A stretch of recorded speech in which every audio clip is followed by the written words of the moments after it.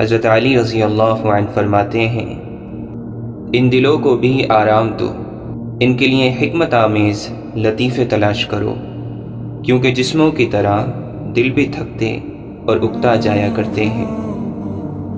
نفس خواہشات کو ترجیح دیتا ہے، سہل اور سست راستے اختیار کرتا ہے، تفریحات کی طرف لپکتا ہے، برائیوں پر ابھارتا ہے۔ بدی اس کے اندر جاگزی رہتی ہے، راحت پسند ہے، کام چور ہے۔ اگر اس کو مجبور کرو گے تو لاغر ہو جائے گا، اور اگر چھوڑ دو گے تو یہ ہلاک ہو جائے گا۔ خبردار، ہوشیار، اللہ کے سوا تم میں سے کوئی کسی سے امید قائم نہ کرے، اپنے گناہوں کے سوا کسی بات سے نہ ڈرے۔ اگر کوئی چیز نہ آتی ہو تو سیکھنے سے شرم نہ محسوس کرے، اور اگر اس سے کوئی ایسی بات دریافت کی جائے جس کو جانتا نہ ہو تو کہہ دے مجھے معلوم نہیں۔ کسی دوسرے کے غلام مت بنو جبکہ اللہ تعالی نے تم کو آزاد پیدا کیا ہے۔ جھوٹی تمناؤں پر بھروسہ کرنے سے بچتے رہو، تمنائیں بے وقوفوں کا سرمایہ ہیں۔ لوگ جن باتوں کو نہیں جانتے ان کے وہ دشمن ہو جاتے ہیں۔ لوگ اپنے آباء و اجداد سے زیادہ اپنے زمانے کے مشابہ ہوتے ہیں، یعنی لوگوں پر وقت اور ماحول کا اثر زیادہ پڑتا ہے۔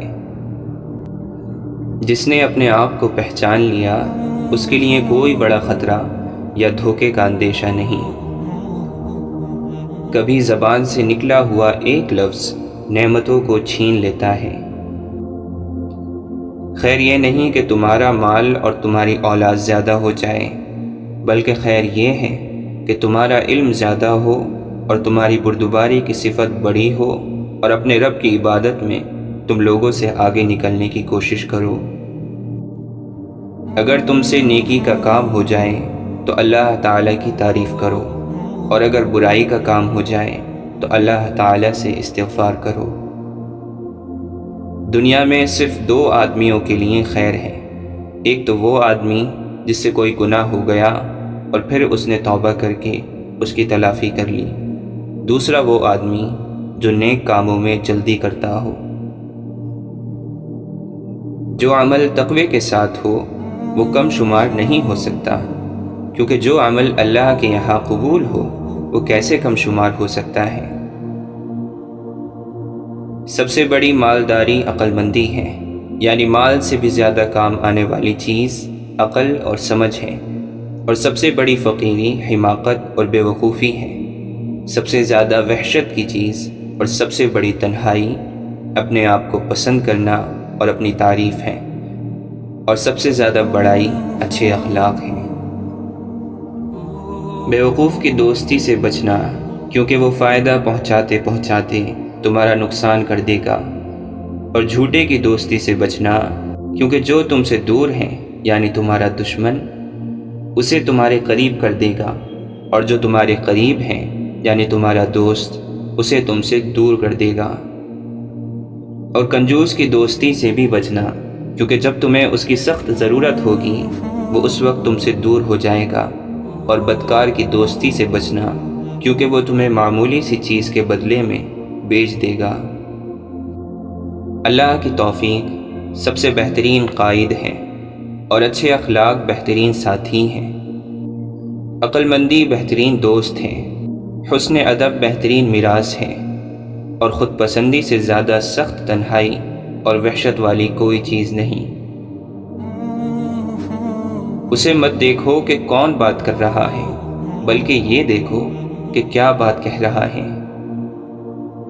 ہر بھائی چارہ ختم ہو جاتا ہے، صرف وہی بھائی چارہ باقی رہتا ہے جو لالچ کے بغیر ہو۔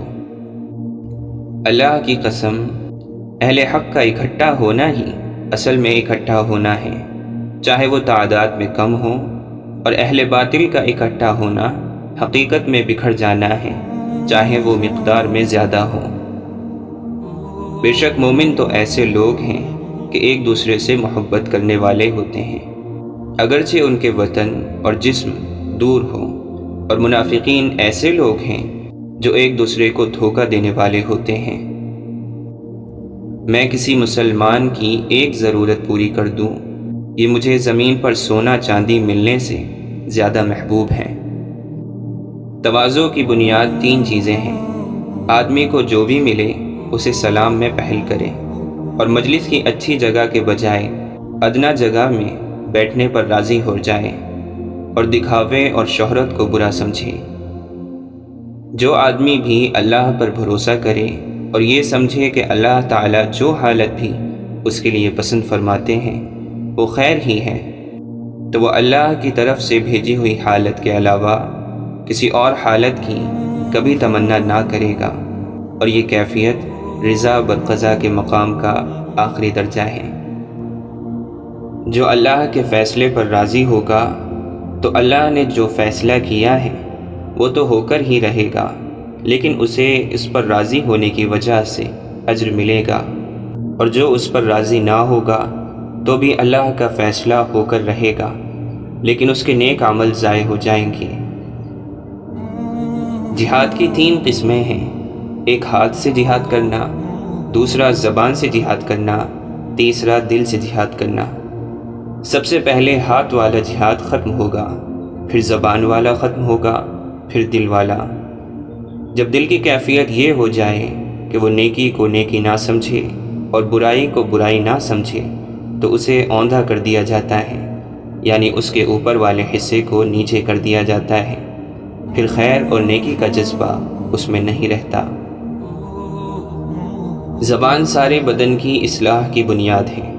جب زبان ٹھیک ہو جائے تو سارے اعضاء ٹھیک ہو جاتے ہیں، اور جب زبان بے قابو ہو جاتی ہیں تو تمام اعضاء بے قابو ہو جاتے ہیں۔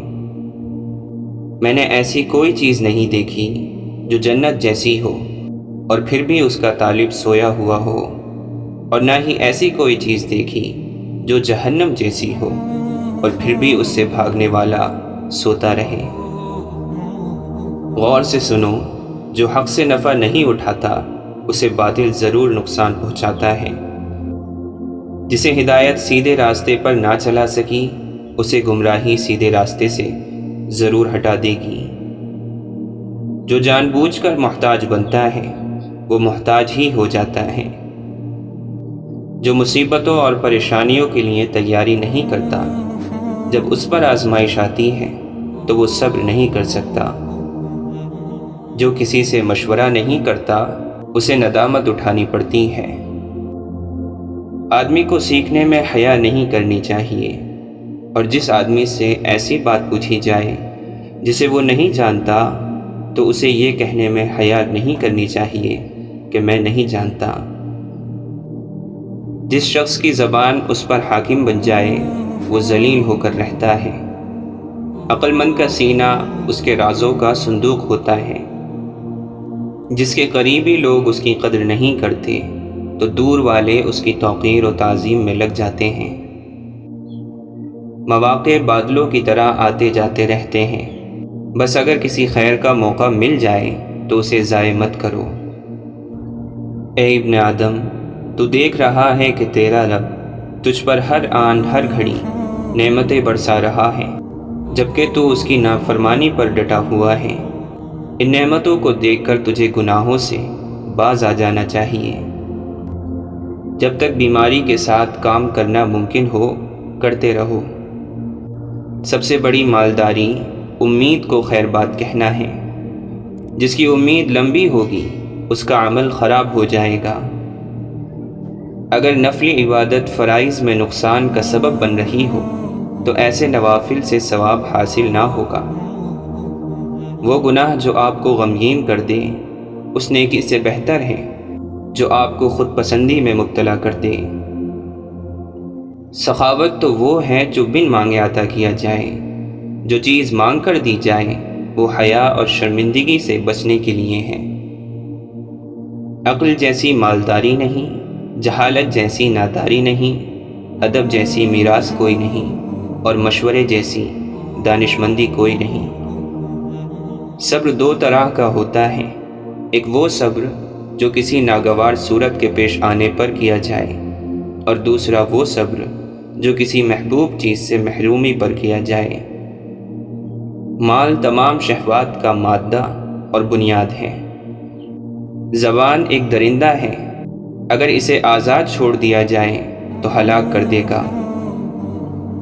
محبوب لوگوں کو کھو دینا انسان کو وطن میں بھی پردیسی بنا دیتا ہے۔